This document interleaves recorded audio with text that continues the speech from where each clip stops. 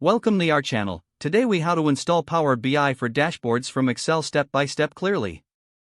To begin, navigate to the official Microsoft Power BI website. Click on the download button to get the installation file. Once the download is complete, locate the file in your downloads folder. Double-click the downloaded file to start the installation process. A setup wizard will appear on your screen. Click Install to proceed with the installation. Follow the prompts to review and agree to the license terms. Choose the installation location, or keep the default settings. Click Next to continue. After the installation is complete, click Finish to exit the setup wizard. Now, open Power BI Desktop from your Applications menu. When the application launches, select Get Data to import data. Choose Excel from the available data source options.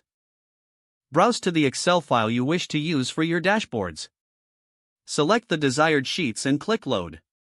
Once the data is loaded, you can start to shape your dashboard. Use the visualization pane to create charts and graphs. Drag and drop different fields into the report canvas.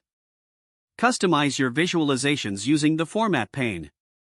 To save your dashboard, click on File and then select Save As. Give your report a name and choose a location to save it. Your Power BI dashboard is now ready to be explored and shared. If the page does not load, refresh the browser or try again in a private or incognito window. Make sure you are using the correct email address, then retype it carefully to avoid small typos.